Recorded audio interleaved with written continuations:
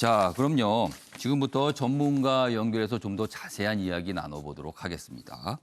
이재정 K웨더 예보팀장 전화로 연결돼 있습니다. 이 팀장님, 나와 계시죠? 네, 안녕하세요. 예, 아침에 전화 인터뷰 응해 주셔서 먼저 감사 말씀 드리고요. 우선 좀 궁금한 것부터 이 순서대로 좀 질문 좀 드릴게요. 태풍의 이동 경로가요, 당초에 예상되기로는 한반도를 관통한다고 좀 알려졌는데 지금 보면은요, 관통은 아니고 그러니까 동해 해상을 따라서 좀 올라가는 모습이거든요. 약간 동해로 치우친 모습인데 이동 경로가 좀 바뀐 이유는 뭡니까? 네, 우리나라 서쪽에는 상대적으로 차고 건조한 공기가 위치하고 있고 동쪽에는 북태평양 고기압이 위치하고 있는데요. 북태평양 고기압의 세력이 예상보다 다소 강해져 이동 경로가 서쪽으로 변경됐습니다.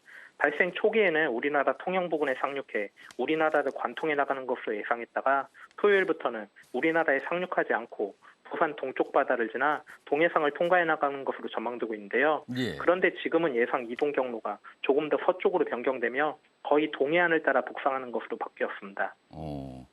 사실 동해안을 따라서 북상하는데 지금 예상 이동 경로가 보시면요, 거의 직선이거든요. 근데 사실 태풍에 대해서 많은 소식을 저도 전해드렸고 많은 모습을 봤는데 이렇게 직선으로 올라가는 태풍은 굉장히 이례적인 것 같습니다.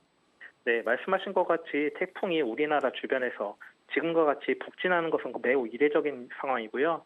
지난 바비, 지난 마이사, 이번 태풍 하이성까지 이렇게 북진을 하고 있는데 이런 태풍의 이동 경로는 매우 이례적입니다. 이렇게 이례적으로 태풍이 이동하게 된 원인은 지금 현재 앞에서 말씀드렸다시피 서쪽에 상대적으로 차고 건조한 공기가 위치하고 있고 동쪽에는 북태평양 고기압이 위치하고 있다 보니 이 두 기단의 사이에서 계속적으로 북진하는 이동 경로를 보이고 있습니다. 그렇다면 태풍이 지금 두 기단 사이의 통로를 지나가고 있다고 이해를 해도 되겠네요. 네, 맞습니다. 먼저 가장 궁금한 건요, 앞으로 시간대별로 어느 지역에서 가장 주의를 해야 하나, 바로 이겁니다. 가장 지금 많은 분들이 지금 태풍이 다가오길 기다리고 있거든요. 뭐 기다린다는 표현이 맞는지 모르지만 굉장히 걱정을 하면서 지금 기다리고 있는 상황인데 어느 지역에서 가장 주의를 해야 될까요? 몇 시쯤 됩니까? 그 시간은요. 네, 태풍이 가장 근접해 나가는 시간이 다르기 때문에 지역별로 주의할 시간도 차이가 있는데요. 예. 태풍의 영향에서 벗어나기 시작한 제주도는 오늘 낮까지 강한 비바람에 대비하시면 되겠고요.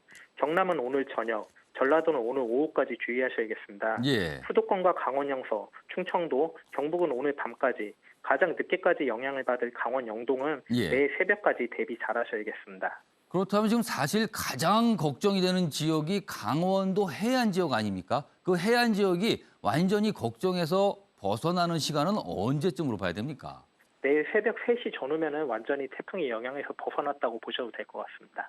그렇다면 지금 강원도 해안 지역에 계시고 거기서 머무르고 계시는 분들은 오늘 밤 자정까지는 굉장히 좀 걱정을 하고 주의를 좀 하셔야 된다는 말씀을 들리네요.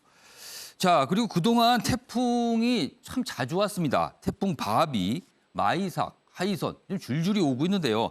태풍이 오는 간격이 굉장히 짧아지고 있다는 느낌이 드는데 정말 그런 건지, 그렇다면 이유는 뭡니까?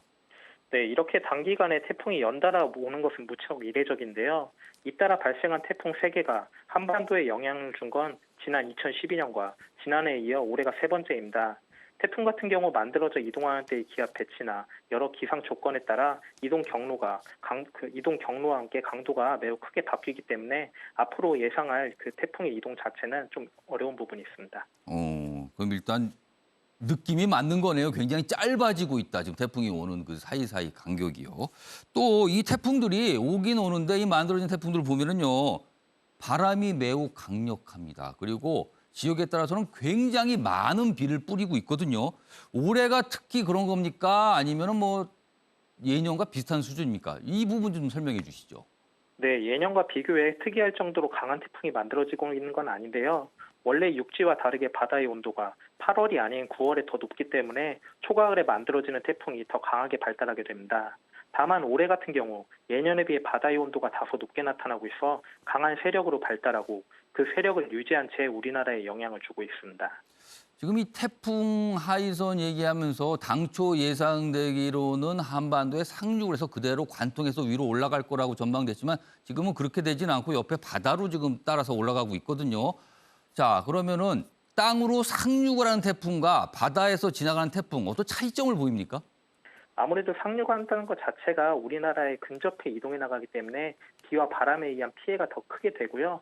상륙을 하면은 아무래도 그 태풍의 그 마찰력으로 인해서 태풍 자체의 세력은 좀 약해지지만 앞에서 말씀드렸다시피 우리나라 그 대도시 지역을 근접해 이동해 나가기 때문에 예. 그 피해는 더 크다고 볼 수 있겠습니다. 아, 그러니까 상륙을 할 경우에는 직접적인 피해 가능성이 좀 크다 이런 말씀이시네요. 자, 이제 가을입니다. 그리고 가을철에도 예년에 보면 태풍이 꽤 많이 왔는데요. 앞으로 한반도에 다가올 태풍 또 생길 가능성이 있습니까? 네, 현재 기상 예측 모델을 분석해 보면 당분간 우리나라에 영향을 줄 태풍이 모이되고 있지는 않은데요. 예. 다만 10월 초까지 한개 내외의 태풍이 북태평양 고기압의 가장자리를 따라 이동해 나가며 예. 우리나라에 직간접적인 영향을 줄 가능성이 높으니 초가을까지는 태풍에 대한 대비를 잘 하셔야겠습니다. 지금 뭐 자막에도 나갔지만 11호 태풍 뭐 생긴다면 노을이라는 이름을 붙게 되는데 지금 방금 말씀하셨다시피 10월 초까지는 태풍 가능성이 있다는 건데 그렇다면 추석 연휴 기간에도 태풍이 올 수도 있다 이렇게 되는 겁니까? 아직 뭐 섣불리 얘기하기는 힘든 부분이 있고요. 그 태풍이 이제 만들어져서 이동하는 당시의 기압 배치나 여러 기상 조건을 좀 분석해 볼 필요가 있겠습니다. 예, 알겠습니다. 오늘 말씀 여기까지 듣도록 하겠습니다. 지금까지 이재정 K웨더 예보 팀장이었습니다. 감사합니다.